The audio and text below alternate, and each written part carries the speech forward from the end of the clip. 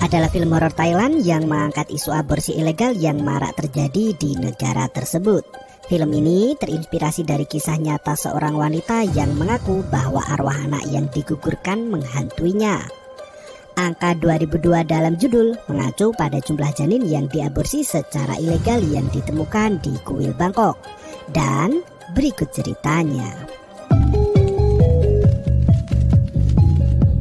Sebelum kisah dimulai, ditekankan bahwa film ini tidak dimaksudkan untuk mempermalukan mereka atau menyinggung masyarakat dengan cara apapun.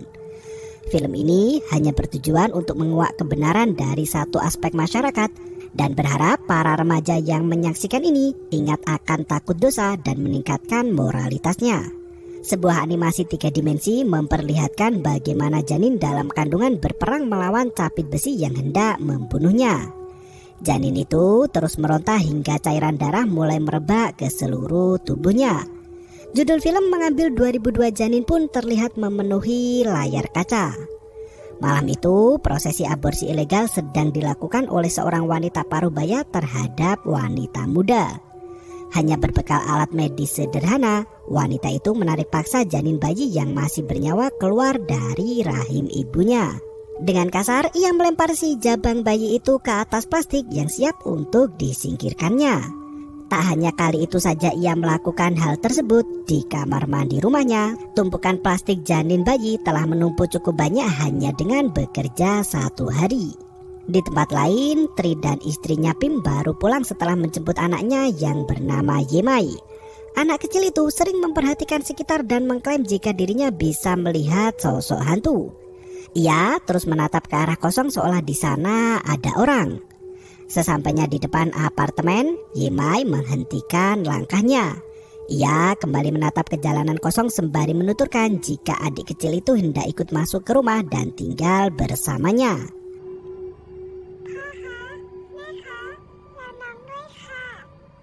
Pim bergegas menggandeng anaknya itu untuk masuk ke dalam seraya berkata jika tak ada siapapun di jalanan.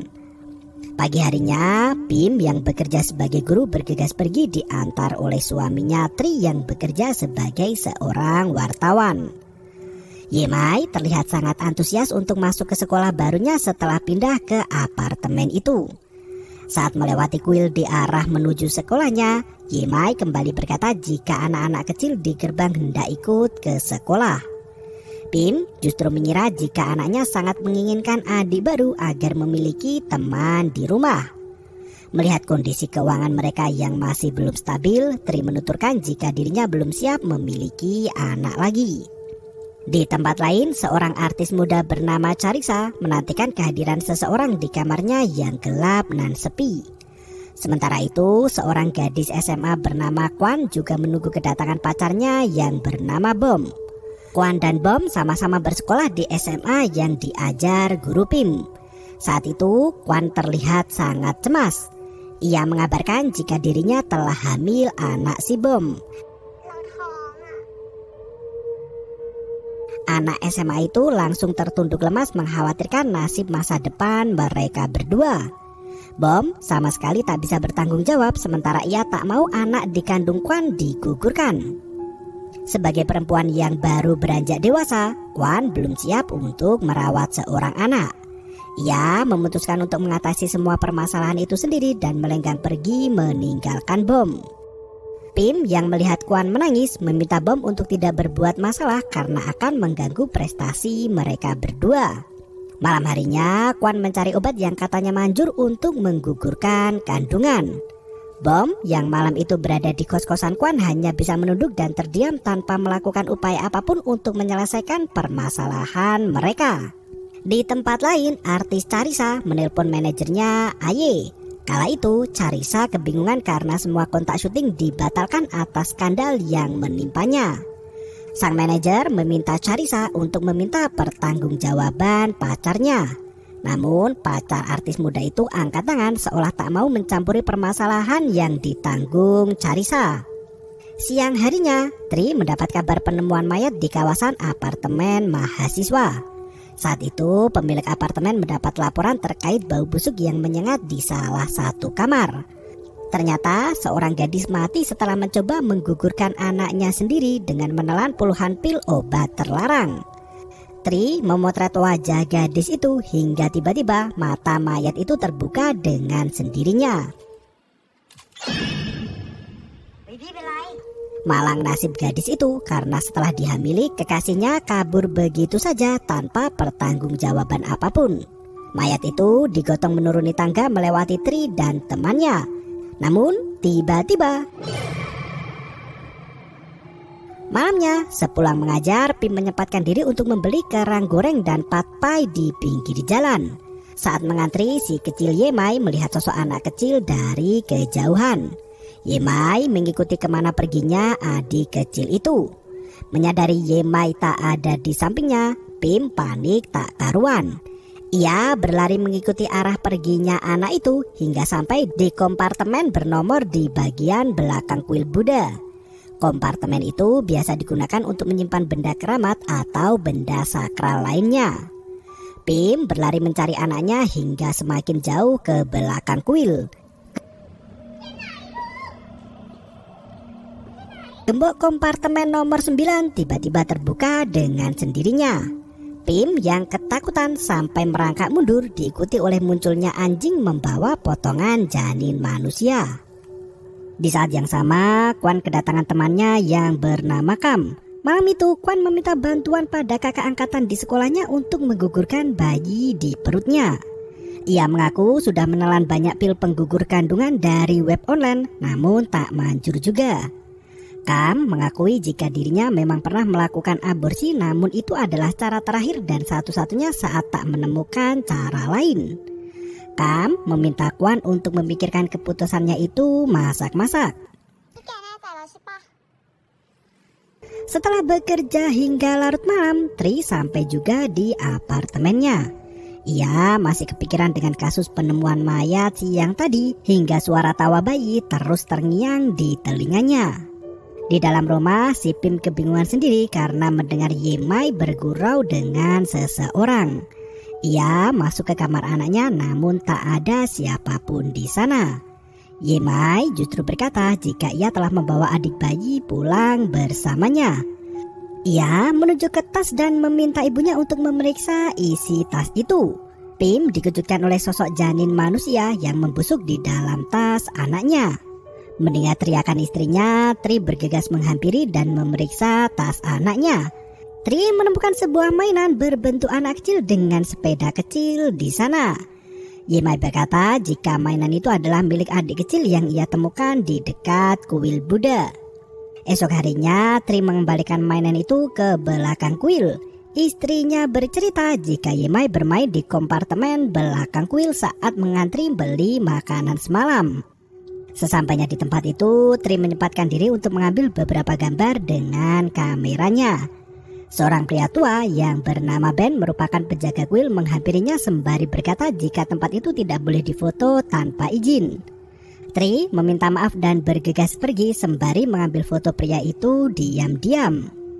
Sesampainya di mobil, ia memeriksa hasil jepretannya yang buru-buru. Tri justru dikejutkan dengan bayangan putih yang menurutnya mirip seperti gambar arwah bayi. Ia menunjukkan hasil penampakan itu kepada rekan wartawan. Namun rekannya berkata jika penampakan mirip wajah anak kecil itu mungkin hanya biasan cahaya. Adegan berganti ke Bom dan Kwan beserta permasalahan mereka berdua. Siang itu Bom memergoki Kwan tengah berbincang dengan Kam. Sebelum Kam pergi, Kwan meminta pada wanita itu untuk merahasiakan rencana aborsinya. Kwan terpaksa menjauhi Bom sementara waktu karena terus melarangnya melakukan aborsi. Bom seolah tahu rencana kekasihnya dan ternyata benar. Sepulang sekolah, Kam mengantar Kwan menuju ke apartemen milik Ibu Goi. Wanita itu membuka praktek aborsi ilegal yang dilakukan di dalam apartemen kumuh dengan peralatan seadanya. Sebelum memulai operasi itu, Goi menyalakan dupa sembari berdoa. Ia meminta uang bayaran terlebih dahulu sebelum memulai proses aborsi. Kam memberikan uang itu dan menunggu di luar. Setelah menyalakan rokok, Goi pun memulai aksinya. Kwan menuturkan jika dirinya sudah hamil 3 bulan sementara usianya masih 16 tahun dan masih ingin melanjutkan sekolah. Di jalanan, Bom berlari menyusul keberadaan kekasihnya. Goy menunjukkan alat aborsinya dan mulai menarik janin bayi di dalam kandungan Kwan. Kam yang mengintip dari jendela sampai ketakutan sendiri mendengar teriakan Kwan yang kesakitan. Goy mengeluhkan jika bayi Kwan sangat sulit untuk keluar. Namun setelah berusaha keras, akhirnya janin itu berhasil terlepas juga dari rahim ibunya. Darah kental masih mengalir dari tubuh Kwan hingga memenuhi ember di bawah ranjangnya. Melihat Kwan tak sadarkan diri, Kam mengira jika gadis itu telah mati.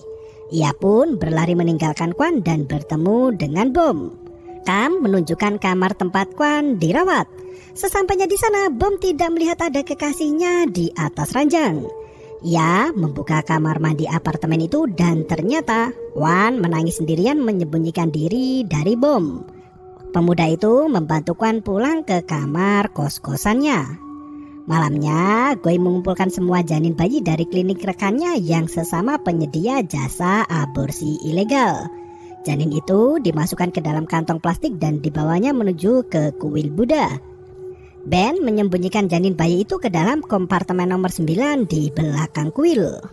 Di tempat lain, Tri yang baru saja pulang menemukan hasil jepretannya ternodai telapak tangan anak kecil. Esok harinya, ia bertanya pada Yemai mengapa anak itu mengotori hasil fotografi ayahnya. Yemai berkata jika dirinya sama sekali tak melakukan hal itu. Pim menasihati anaknya agar tidak berbohong dan mengakui kesalahan. Yemai kembali menegaskan jika dirinya sama sekali tak melakukan hal itu, melainkan si adik kecil yang melakukannya. Pim, Yemai dan Tri bergegas berangkat ke tempat masing-masing. Sementara itu, si artis Carissa diantar manajernya ke rumah sakit yang diketahui ternyata dirinya tengah berbadan 2. Saat malam kembali tiba, Pim meninggalkan putri kecilnya belajar sebentar. Yemai lagi-lagi pergi sendiri dari tempat duduknya dan menatap keluar apartemen. Saat Pim sibuk mencari keberadaan Yemai di dalam rumah, anak itu sedang asik bermain ayunan bersama teman gaibnya. Pim terus mencari keberadaan Yemai cukup lama. Tri yang baru pulang melihat Yemai menangis di atas ayunan sendirian. Ia pun bergegas menggendong anaknya itu kembali ke apartemen dan menidurkannya. Pim mengaku khawatir dengan sikap Yemai yang kian hari semakin aneh. Tri meminta istrinya untuk lebih sering mengawasi Yemai di rumah sembari ia mencari solusi terbaik untuk permasalahan anak semata wayangnya itu. Di malam yang semakin larut, Bom terbangun menyadari Kwan tak ada di sampingnya. Ia melihat pintu kamar pacarnya terbuka. Bom pun bergegas keluar dari kamar untuk mencari keberadaan kekasihnya itu. Setelah jauh melangkah, di belakangnya muncul bayangan hantu perempuan mengerikan. Ternyata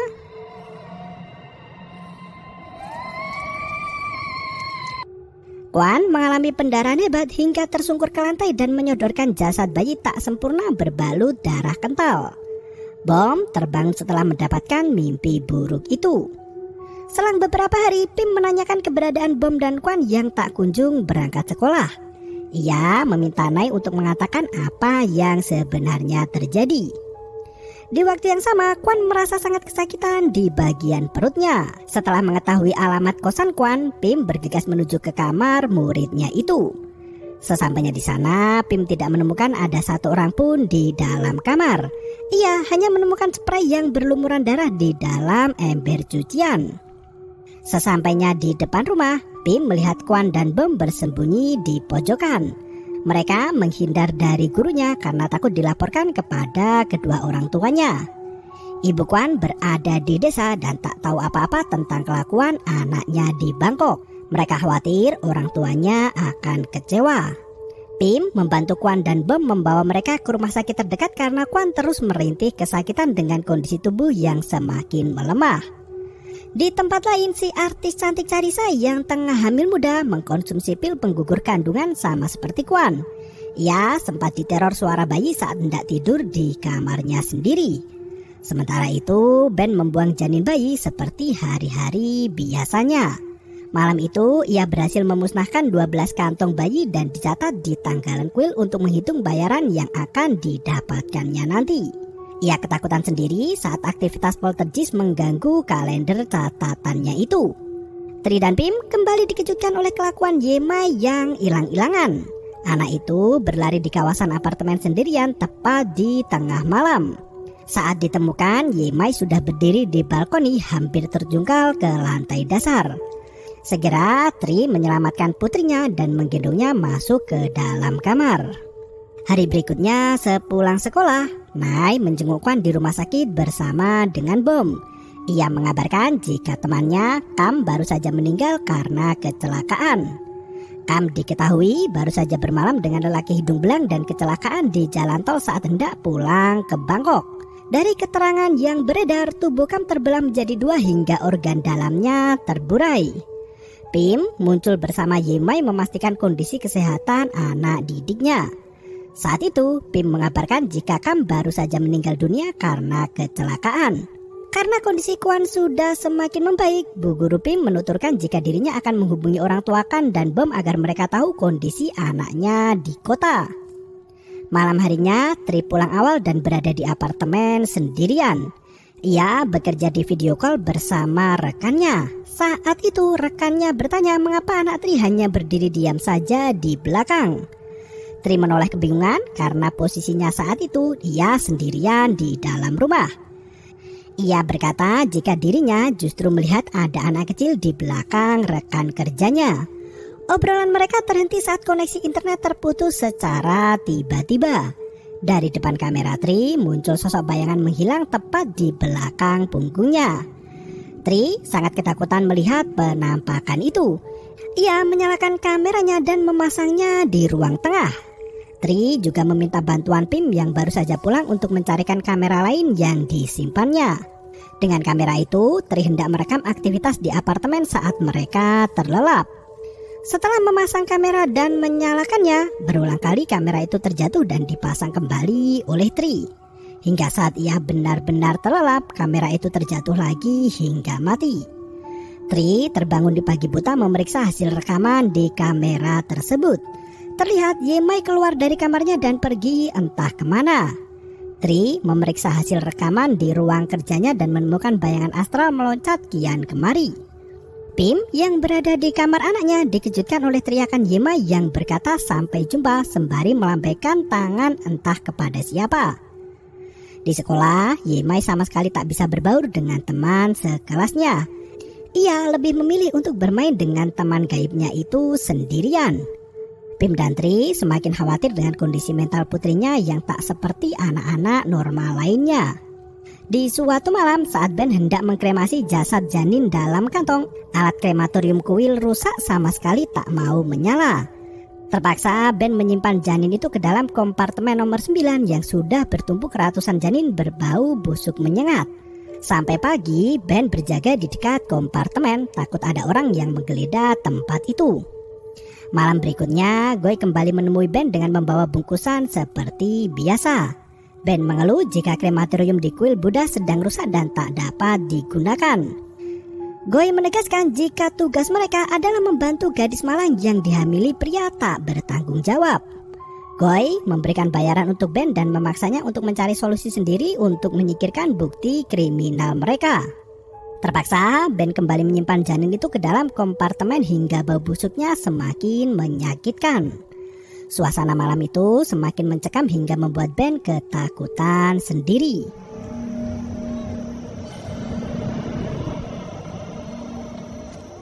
Goy kembali ke kamarnya yang berisi alat-alat aborsi untuk menghisap rokok dan bersantai sejenak. Sementara itu, Yemai di rumahnya berkata jika adik kecil kembali datang untuk menemui ayahnya. Saat dilihat, ternyata mainan boneka sepeda itu berjalan sendiri menghampiri mereka. Tri sampai ketakutan melihat mainan itu menyala dengan sendirinya. Pim saat itu mulai menangis seperti bayi. Ternyata Pim kerasukan arwah dari adik kecil yang menghantui Yemai. Di waktu yang sama, Goy dan Carissa ikut diteror hantu. Kamar Carissa diobrak-abrik oleh sesuatu tak terlihat. Sementara Goy tak bisa mengendalikan tubuhnya sendiri di mana tangannya mulai menyerang dengan gunting aborsi. Goy sampai ketakutan berlari dari apartemennya dan mengucurkan darah kental dari anunya yang tertusuk gunting. Carissa yang diteror hantu juga ketakutan berlari keluar hingga tercebur ke kolam renang. Kolam yang semula bening dan biru tiba-tiba disiram oleh aliran darah kental yang mengucur deras mengotori pakaian.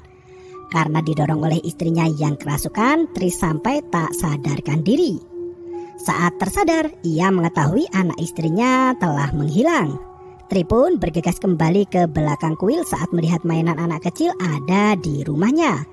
Sesampainya di kompartemen nomor 8, Tri menemukan mainan anak kecil itu lagi.